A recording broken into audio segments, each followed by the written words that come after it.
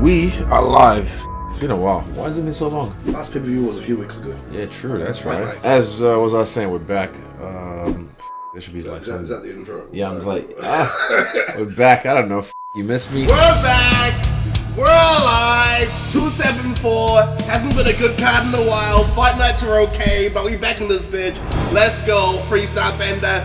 Let's get it. Great intro. Appreciate that. Yeah. Okay. Wasn't my job.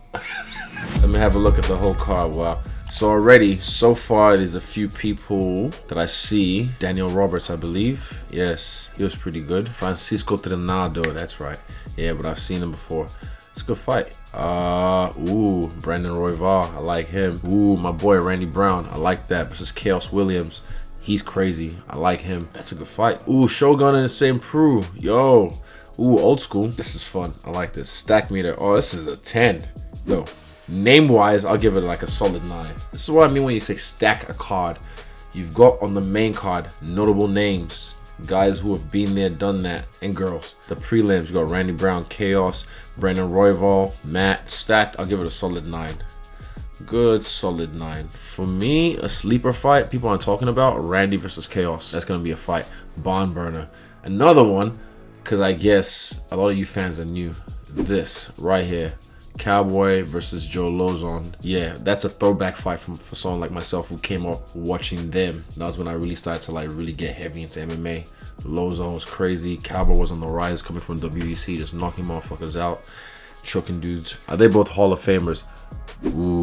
Cowboy definitely. They're pioneers. They're pioneers, yeah, definitely. Like Lauzon was one of the first guys who used to just attack legs or just go from submission to submission to submission. Fucking just bleed. If you talk about just bleed, Joe Lauzon. The fight starts, once they touch gloves, he starts bleeding, like straight. I'm trying to cast my mind back to Lauzon's career. I remember I was always excited when he fought. Whenever he fought, I was always excited, like, oh, that's gonna be crazy. Oh, that's right, he knocked out Jens Pulver. That was his debut. Yes, and he wasn't even supposed to win. He knocked him out. That was like big upset back then. That's right, yes. But what are some of your favorite Cowboy moments off the top of your head?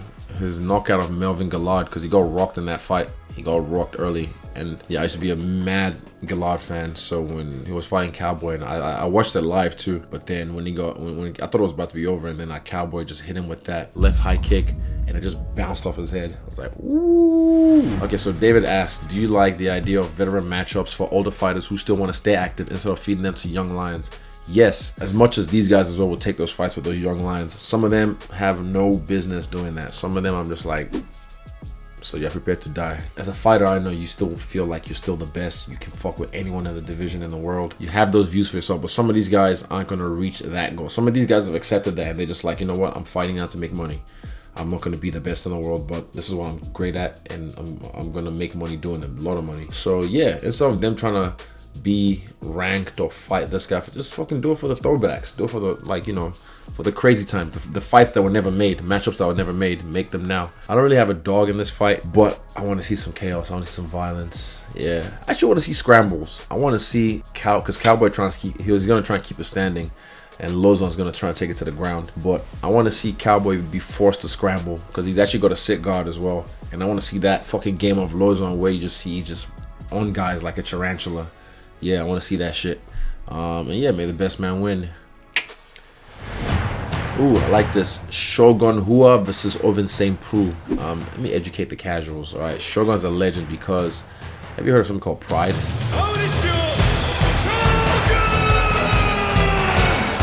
Yeah, Shogun was just a motherfucker in there. He won the Grand Prix. Also, just his style of fighting he was from Shootbox. Shootbox was a gym, a really famous gym in Brazil at the time, run by Rafael Cordeiro. Yeah, was just creating this killers, and this gym was known for just being a murderer's row. And that whole crew, him, Vanderlei, Anderson, yeah, their training sessions were even things you talk about, like they were legendary. People getting knocked out and shit. I wouldn't advise it, but yeah, it was crazy.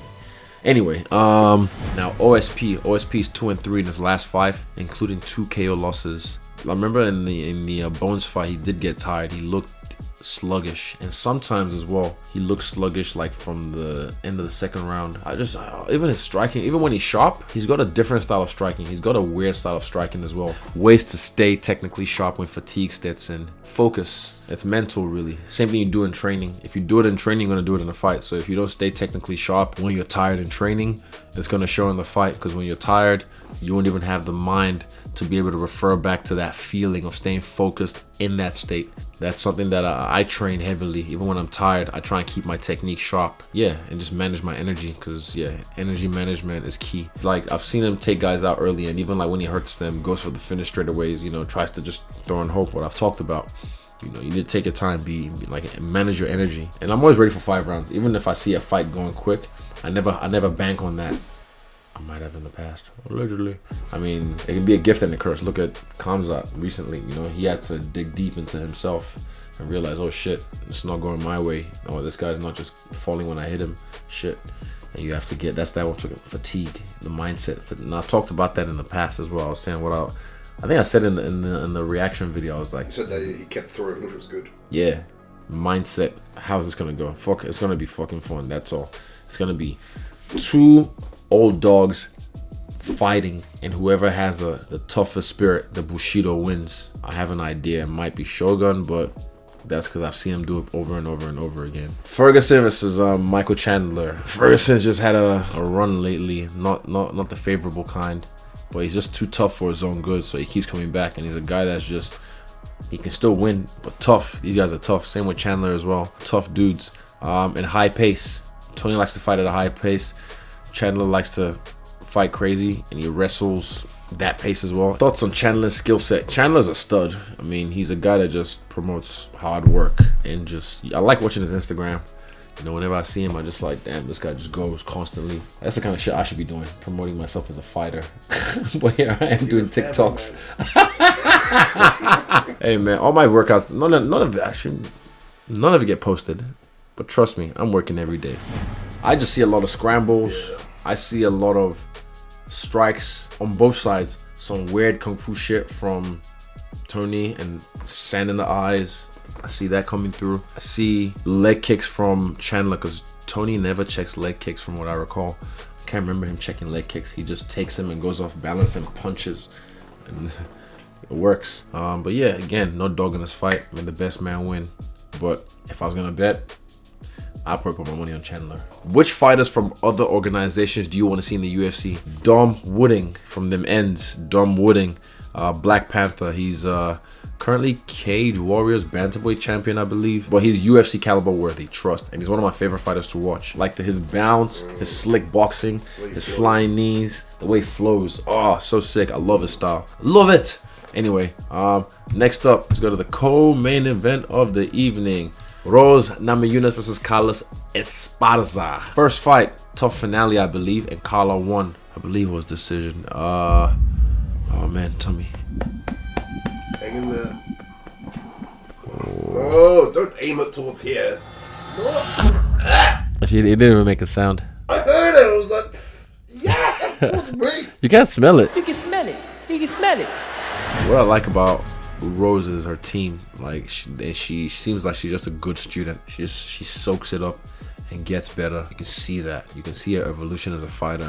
Especially on tough, because I watch her the whole way. Her style, I like her by her style. She's slick with the grappling early on. You know, the flying arm bars, flying triangles, all that shit. And also her stand-up, she's evolved so cleanly over time that you just impressed as a connoisseur. You're just impressed. Now, Esparza, she's always kind of had the same style, which is like, you know, grab you, throw you to the ground, and beat you up or submit you.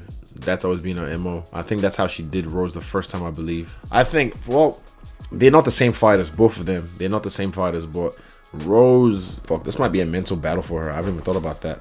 Because whenever you find depends who you are. When you fight someone else that you've had a loss to, some people, they just can't get over that, even if they've improved.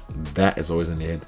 But some people can evolve. Like, look at me, Philip Verlinden. When I first fought him, beat my ass. Second time, I did worse to him. But you know, you don't let those things affect you. I don't hold on to the past.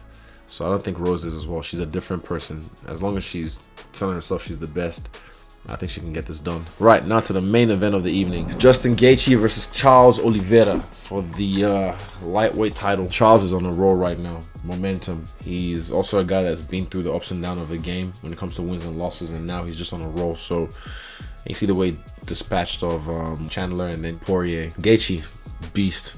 gangster, just put on this earth to fight, and that's what he does. So he's gonna take it to Oliveira. Early leg kicks. I can't remember if Oliveira checks. He lifts, he checks, but he still gets kicked in the calf when he checks. Yeah, so Gaethje leg kicks definitely a key to this fight. Who's got the reach? Oh yeah, I'm trying to see. Yeah, 74, 4-inch reach. That's a whole dick. Not sure. But 4 inches is big.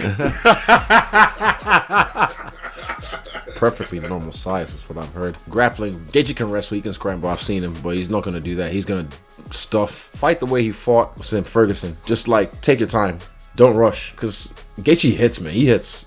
Everyone hits hard, but Gaethje like he snaps you. Like when I still remember the way they were just sounding on Homeboy. It was just, yeah, it was nasty. And if he gets hit a lot, you can't take too much of those. You have to be able to give it back and be able to go to war.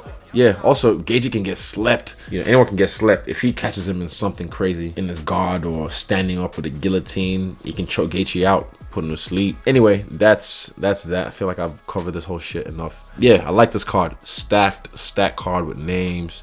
I should look forward to this. I wasn't actually looking forward to this card because I didn't know who was on it, but now I'm like, a nice little return to pay-per-view. I feel like I should add something at the end, but there's nothing else to add. Boom. Always. Wow. Fuck off. Leave me alone. Fuck. You just ambushed me. You didn't even fucking. I wasn't even feeling good. I still fucking did this shit. That's the outro. We just did it. If you can see this guy.